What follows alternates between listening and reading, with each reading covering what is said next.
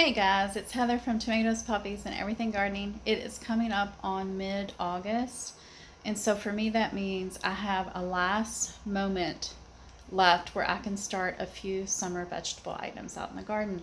So I've got about probably, I don't know, 80 days left in this growing season. So our first frost should be the beginning of November.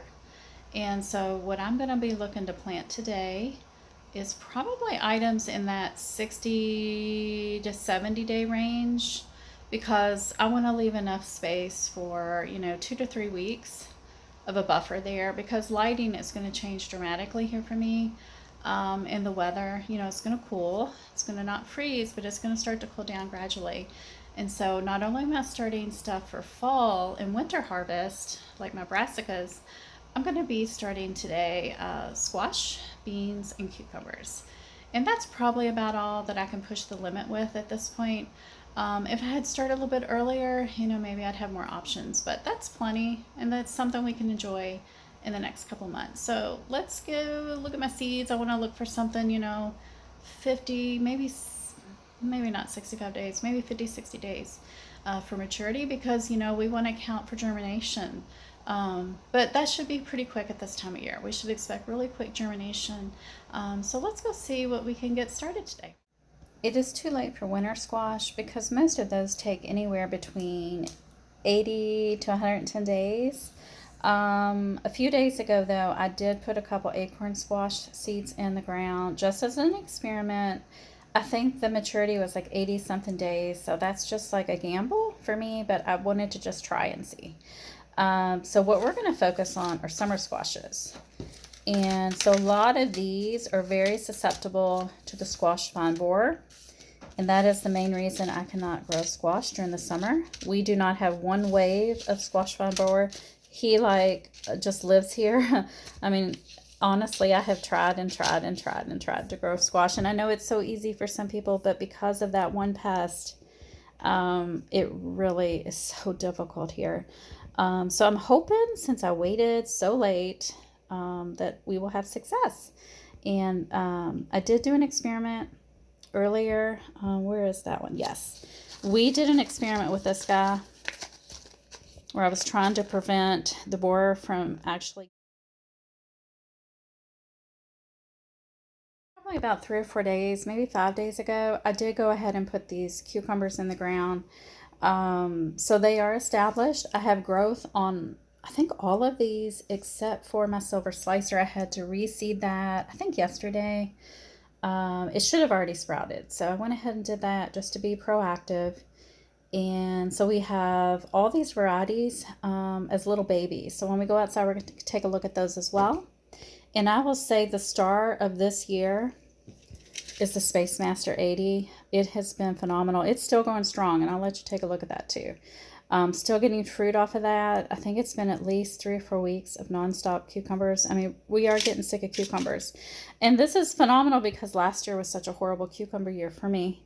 But the Space Master 80 is going to be a keeper in my garden. And it says very compact and bushy. That's not true for me. The vines are at least maybe 6, 7 feet long, but very productive. So we'll have a look at that as well. Tuck all my herbs back into this bin. But here's a picture of them.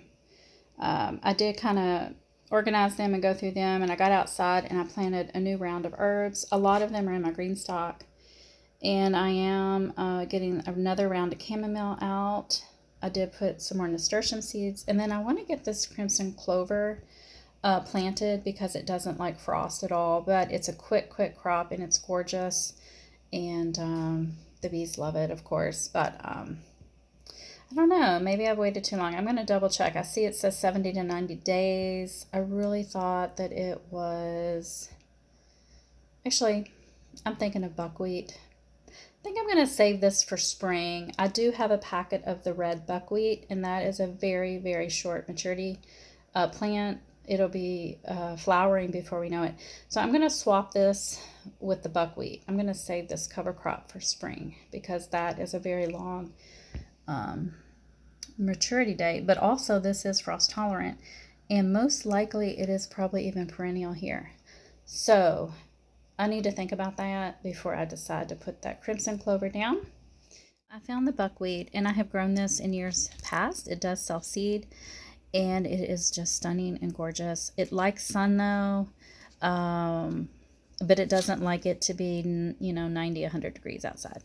So this is probably a good time to start this. It is very fast growing, and it cannot be in the backyard with the dog though, because, Tonto likes to eat everything, and I think it's toxic to dogs. The fava beans also, I think there is some kind of toxicity possibly for pets. But I'm thinking about doing this as a cover crop, maybe two.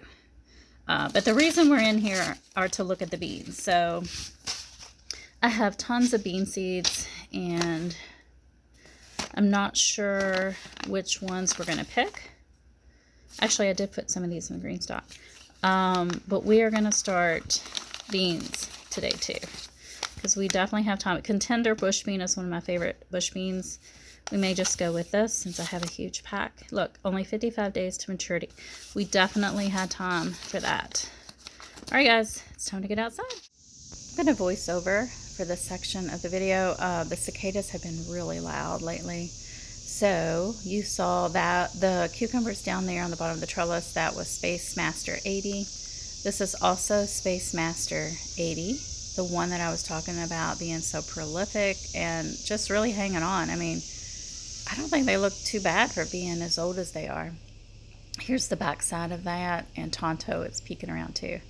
Definitely not as bushy and compact as they said it would be. Here you can see that I've emptied out my bean bed, my bush bean bed. I'm going to plant some more.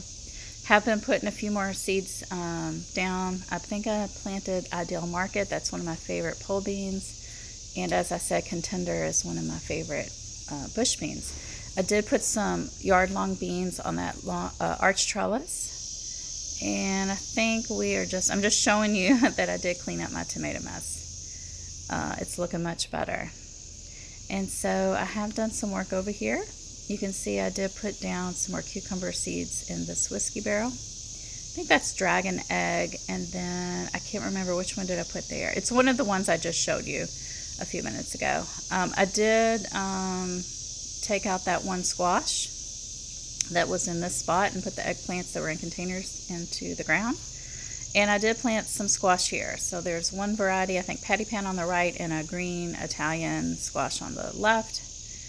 And so I'm just going to go around and look for some more spots. And you'll see those on the next garden tour. Just hope you are out there putting more seeds in the ground. You can see there's some dark cucumber seeds in that planter way in the background there that I'm zooming in on. Excuse me. So yeah, just get out there, guys. We still have a little bit of time. You can try. I can try. We can try to get some more food in before the first frost. So I will talk to you soon on the next garden tour. Bye, guys.